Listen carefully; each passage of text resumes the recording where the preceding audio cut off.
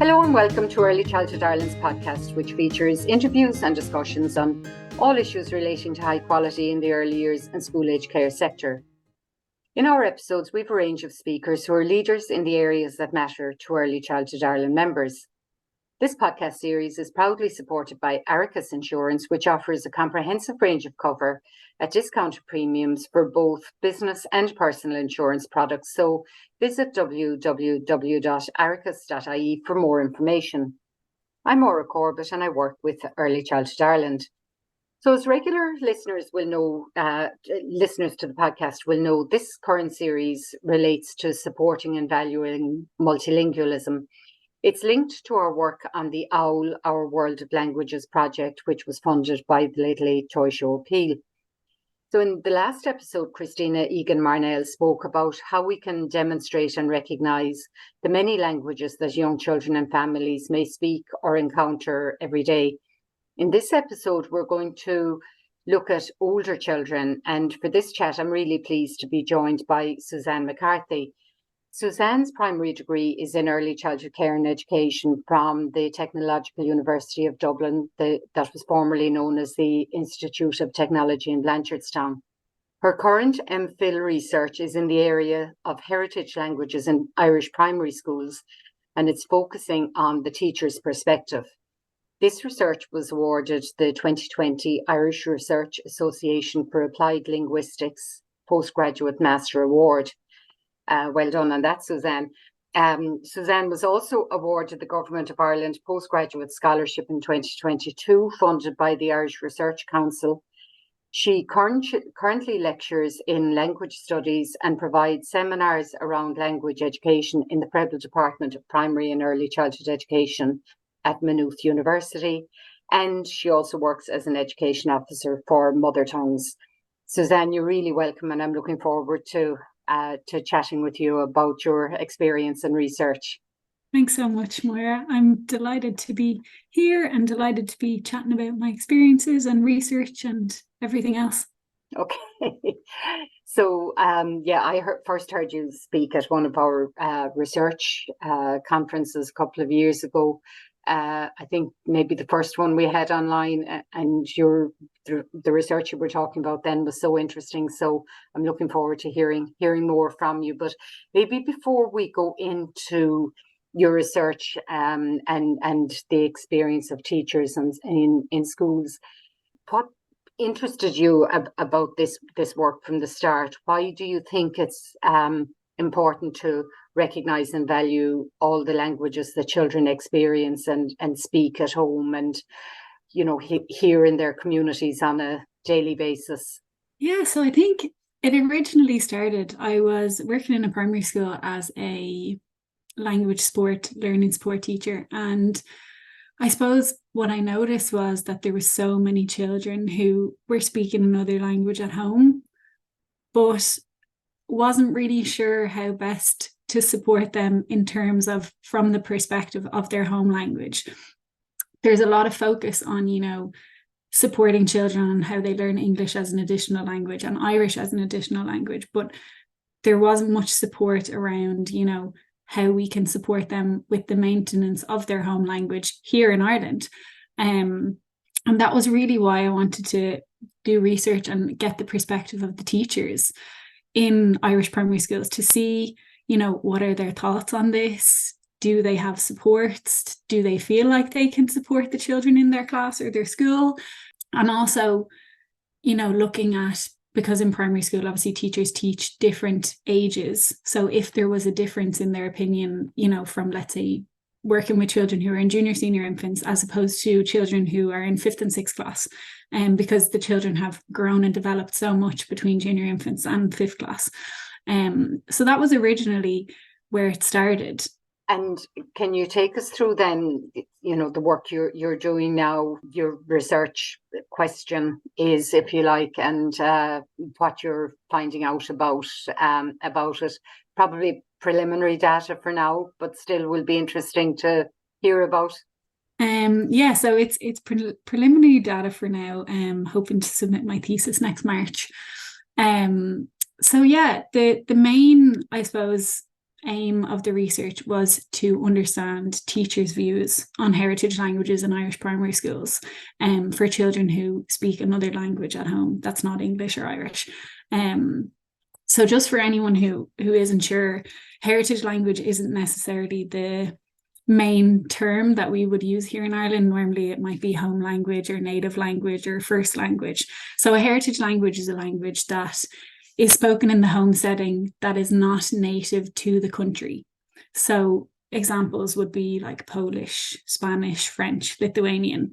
And because in Ireland, English and Irish are official languages of Ireland, I didn't include them, obviously, in my research.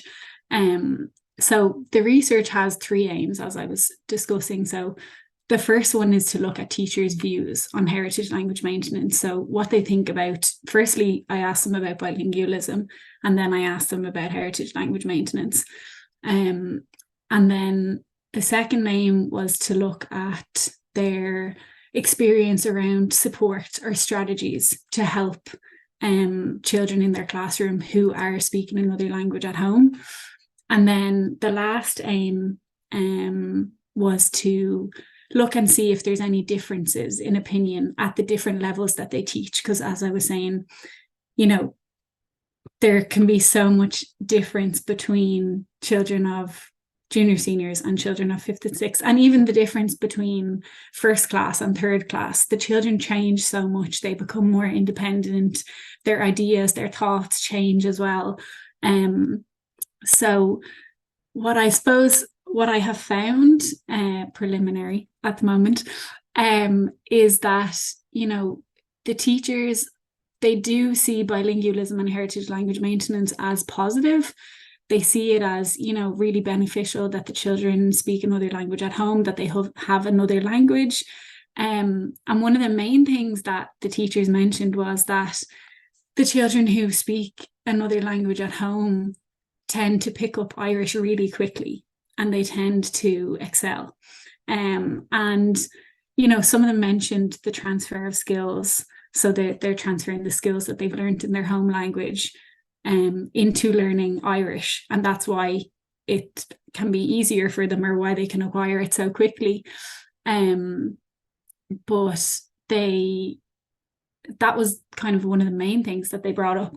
Also, they mentioned that, you know, they're not really sure on how best to support children. And I think part of that comes from, you know, their role as a teacher in terms of the teaching that they need to do is to teach the children how to progress in English and how to progress in Irish.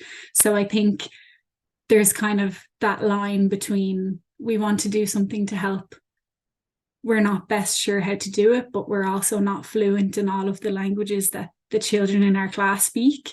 And that was a major concern that a lot of them mentioned, that, you know, a good few of them said, I'm not fluent in all the languages that the children speak. There could be at least 10 languages in my classroom.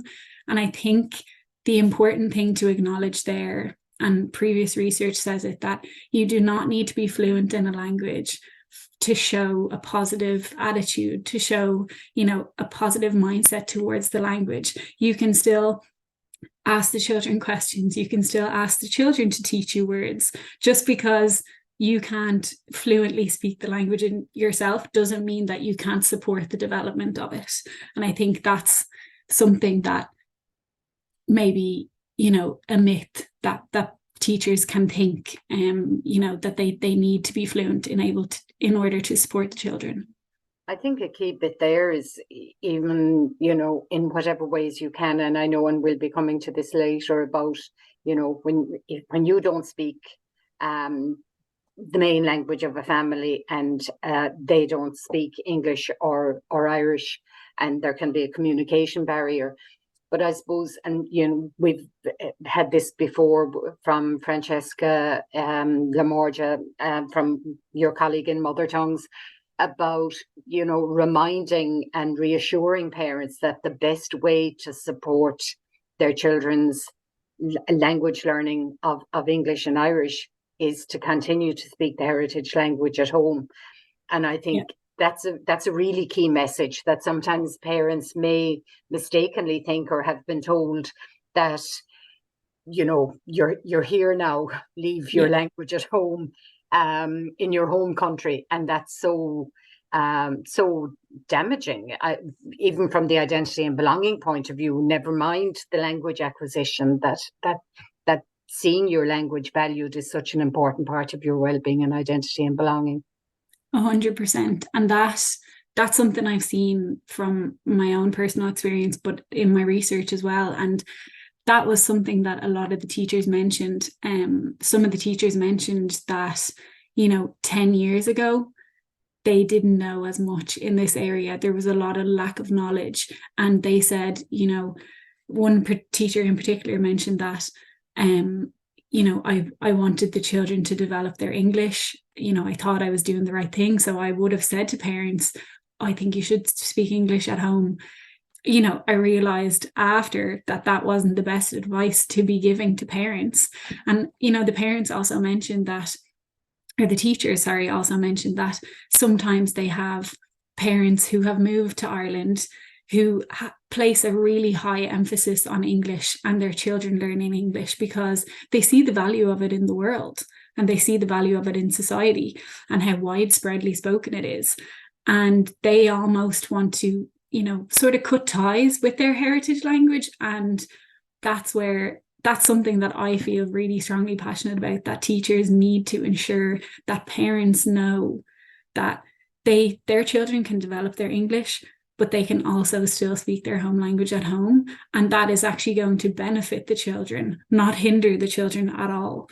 Because the skills, the more proficient you are in your first language, the more proficient you will be when you're learning a second language or you're learning a third language.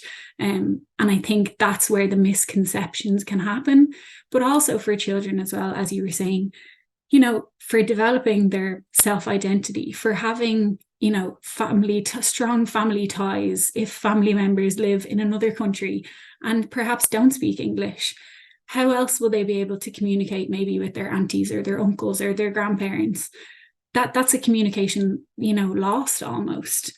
And I think that is something that... And probably, sorry to cut across, probably not just communication lost, a relationship lost, a valuable 100%, relationship lost. 100% a valuable relationship. And I think that is something that parents and teachers at times don't think of. I think it's very much the focus for parents is, I really want my children to develop their English language. So they're so zoned in on that they don't think about the other factors and how it's going to impact other things. But also even for the children as they get older, even myself, I'm Irish. So obviously I've spoken English at home with my parents. I speak Irish. It's only as I got older, I kind of made the links of the Irish language with like my culture, my identity. It was only kind of as I got older that it became more important to me. And I think that's a thing that could happen with children who speak another language at home is, if it's not continued when they get older, they'll, oh God, I don't have that relationship with my family that I wish I did. I feel that I'm partly, maybe from whatever country it might be, Poland, for example, but I'm not. And I think that as parents and as teachers, giving children the best opportunity to have, positive things in those areas. So like family, self-identity, even for their development in general, cognitive development, giving them the best chance, that's what we can do. And when they're older, they can make those decisions for themselves. But I think all we can do is support them and let them know how important it actually is. And Suzanne, from all those experiences and the research that you're building up, and I know you've done previous research in the area. Have you strategies around supporting teachers, staff in schools working with older children? And you, in the episode with Christina, we talk quite a bit about younger children. Your experience would be more with older children. Sometimes as they get older, there can be maybe a sense of to be cool, I must only speak English. It's not cool to have another language or whatever. So, have you strategies and tips on how to support teachers to work with, what's maybe an increasing complexity as it gets older, and especially when there's that language barrier. Very often there isn't a language barrier because parents' English is good enough that that there isn't a language barrier. But I suppose the big challenge is when there is a language barrier. So I'd welcome your thoughts and ideas, particularly with that focus on older children. Yeah, 100%. And this was something that a lot of the teachers mentioned. They mentioned that, as you were saying, the whole kind of wanting to be cool thing. They also mentioned that, like, older students, I'm going to say maybe 4th, 5th, 6th class here, so you're talking 9 to 12, that they don't want to be seen as different. They don't want anything that can kind of make them stand out. And I think that what I've noticed from reading research, and that can be from any age, but they particularly mentioned from that age of children, what I've noticed is that it really comes down to the experiences that they've had through school. So, we know that teachers work individually in their own classroom, but they also have other teachers that are working with the same year group. So they collaborate with them, they plan together with them. But there's also, I suppose, a whole school community as well. And every school has their own ethos, their own, there is a curriculum to follow, but each school kind of has their own. And one school in particular, well, there's actually 2 schools in particular. There's a school in Dublin 15 that Dr. Deirdre Kirwan used to be the principal of. And what they did was they developed a inclusive language policy throughout the whole school. And they introduced French from 4th to 6th class, but they also included all of the home languages in various areas that they could throughout the day, different projects. And Deirdre has a book that was brought out in 2019, and it talks about the whole school experience, and it gives examples from junior infants all the way to 6th class of different activities that you can do. Now, this one focuses a lot on writing. So it gives examples of, the children could write dual language books. So if they write something in English, they can write the piece in their home language as well, and even Irish if they want to as well. And it has an example, various examples for each age group. And when they got up to 6th class, the 6th class, they designed a fashion show. And what they did was every item of clothing, they had the word in English and they had the word in the home languages on the clothes. And one of the main things that I took from this was that the teachers actually saw the children as the experts in their home language, and the teachers started to learn from the children. So they were learning the language from the children. And I think that that's a really important thing for people to be aware of, that the children can be a resource that you can use.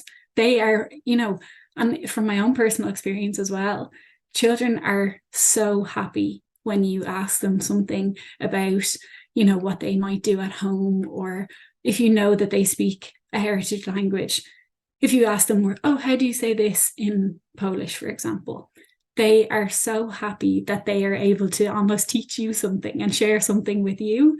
So I think that's definitely something that can be done. But also, Mother Tongues have a book called Language Explorers that they developed, and it basically is different activities that you can use to support children. And one of the first pages of the book is a language passport. So this is something that I suggest to teachers to do at the very start of the year. So basically every child designs their own language passport, so the teacher knows straight away what language the child speaks at home. Because I think a lot of the time the misconceptions and also the lack of knowledge sometimes in the area can come from an unawareness of the children's home languages, but also an unawareness of the children's proficiency in their home language. This isn't something that I have seen that teachers go out of their way to find out. It's only if it comes up with parents. But this is something that teachers should know from the start of the year, because really, if they have children who are learning English as a second language and Irish as a third language, and the children have their home language, they need to know about the proficiency in their home language, first of all, to help the children to maintain it, but also to help in terms of teaching them English and Irish as well. So I think that that is a really important thing for teachers to be aware of.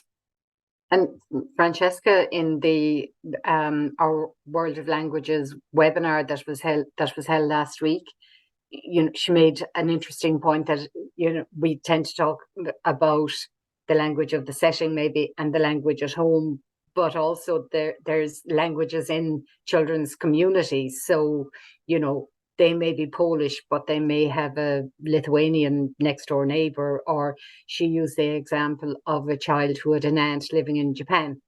So, there are other languages that children are exposed to as well. So, it isn't a matter of, 2 or maybe 3. There can be multiple languages in children's 100%. environments. And I think that that's the value of having such a diverse population in primary schools, is that the children are learning other languages from each other. They're making connections in similarities between a language that they might speak at home and another language that another child might speak at home. They make those connections, and it really seems to open their mind in terms of languages. But I suppose what strikes me is they'll make those connections if they sense there's a value to multiple languages. They won't if they feel English is the only show in town, so to speak. No, so, 100%. Which goes back to what we started with, really, that bit about valuing and showing that it is something that we appreciate. There are challenges, but it brings such a richness and such a wonderful diversity that it's something that's valued and celebrated.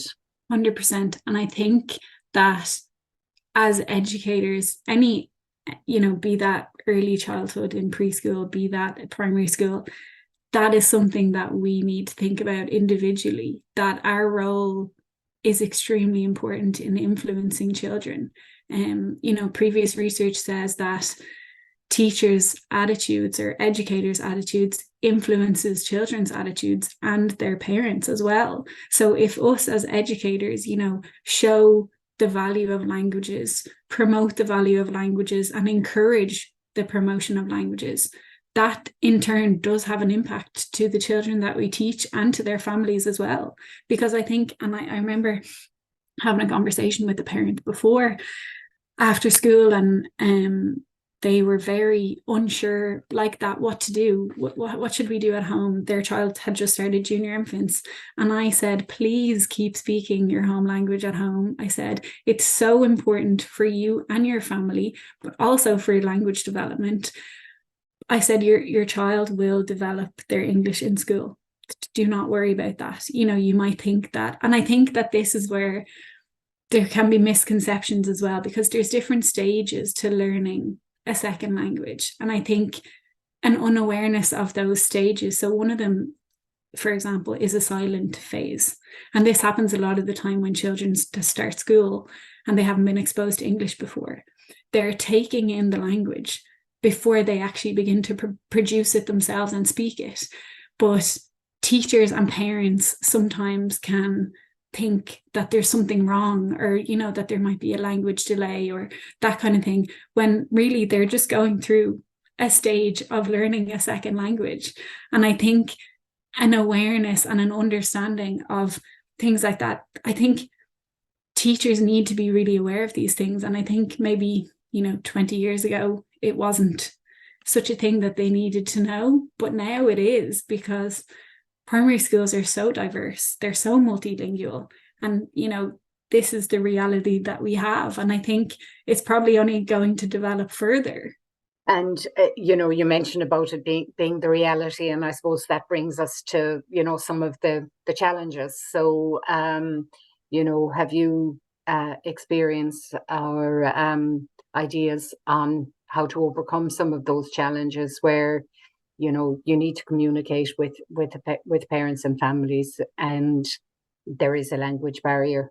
Yeah, I think, as with anything, there are many challenges. And from my own experience and teachers' experiences from my research, they mentioned that, language barrier can be very difficult to communicate effectively. But I think as teachers, we need to make as much of an effort as we can. So if that is, if a note is going home to the parents, can we translate that document into the language so that the parents, it may not be perfect translation, but if they understand what the content of the letter is about, that's much better than them getting a letter in English and not understanding one word of it. I had a student in Maynooth last year who kindly spoke about her experience through primary school because she spoke another language at home. And she said that her parents used to get homework or notes home and they wouldn't know what to do because they didn't understand anything. And she said that she could always sense the stress for her parents, that, they wanted to help, but they couldn't because they didn't know what was going on, really. So I think that's one thing that we can do as teachers. I also think, and teachers mentioned this before, is there a translator that you can have at parent-teacher meetings? Or if there is an issue that you really need to discuss with the parent, can you, is there an external translator, somebody that is not linked to anyone in the school, for confidentiality reasons? Can they be there so that the message can be clearly conveyed to the parents? And so, because I'm sure equally it's difficult for a parent if they have to go to a parent-teacher meeting and English isn't their first language. I'm sure that that's nerve-wracking for them. And also, I think that the ways that we approach language learning in our class, I think if we can convey to the parents that we do see it as important, we think it's important, and you do that through the things that you do in your classroom. For example, I know loads of teachers have word walls. Can you have your word wall in English? Can you have it in Irish? But couldn't you also have something for the other languages in the class? And this is where you can use the children as a resource. You can ask them to write down the words, to design the words to go on the wall, that kind of thing. I think sorry, go on. Yeah, I was just going to say, our parents who have better English, that's an ideal opportunity. Where you can start to build that parent community, maybe. Whereas for maybe the more confidential conversations, you would shy away from using other parents and maybe use, like you say, somebody who's not connected, somebody who maybe translates in a more professional capacity, so that confidentiality and respect for the child is maintained. Yeah, definitely. And I think that, that I'm sure those services are available, and I hope that schools who need them use them. But another thing is the awareness of the resources that are actually out there. I think that that's an important thing to acknowledge for teachers, because from my experience of speaking with teachers, they said that there was a lack of support out there. But I actually think that it was just they weren't really aware of the supports that were actually out there. So obviously the new primary language curriculum is heavily focused on, the integration of language learning and the transfer of skills. And it talks a lot about highlighting the diversity in Ireland, and it mentions that there's over 200 languages in Ireland. It has a toolkit, a practical toolkit with different examples of different things that can be done in school. It's really practical, like short videos, and the guides are quite short as well. It's really helpful. Deirdre Kerwin and David Little developed another guide for teachers with Post-Primary Languages Ireland that came out in 2021. And again, it talks about the value. Some of the context is taken from the book that was mentioned earlier. It gives practical examples of ways that you can support children in the class and how you can include the home language in the class. There is many resources out there, and I think it's just raising the awareness of those resources. And that's one of the things that I try to do with my students in Maynooth. I give them a document and it has all the resources that they can use in this area, so that, you know, they have that awareness. And I'm conscious that, you know, in schools, there's so much pressure, you know, there's a time pressure, there's an overloaded curriculum, there's a lot.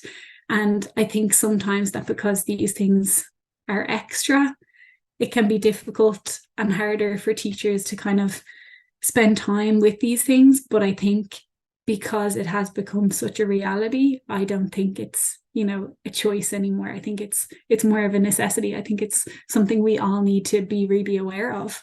I think, yeah, that seeing it as a necessity, not a choice, is, you know, a really, really good point.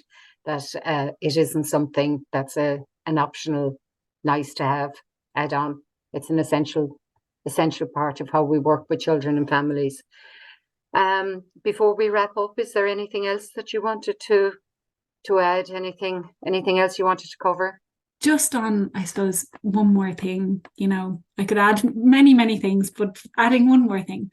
And this is something that I always say to my students at the moment, that I really try to put myself in the shoes of, you know, the students who are speaking a heritage language at home. Because I think, you know, we all carry our own perspective, our own life experiences with us. So it's very easy to just stay in our lane and what we've been through. But I think, you know, something that I've done is I think of, you know, if a new student has just come to my class from another country who doesn't speak any English, you know, I try to put myself in their shoes and I think about how they must be feeling. You know, I'm sure they're stressed. They feel like they can't communicate with anybody. They probably feel overwhelmed. It's a new environment. You know, there's been so many changes in their life. And I think putting yourself in their shoes makes you think about how they might feel.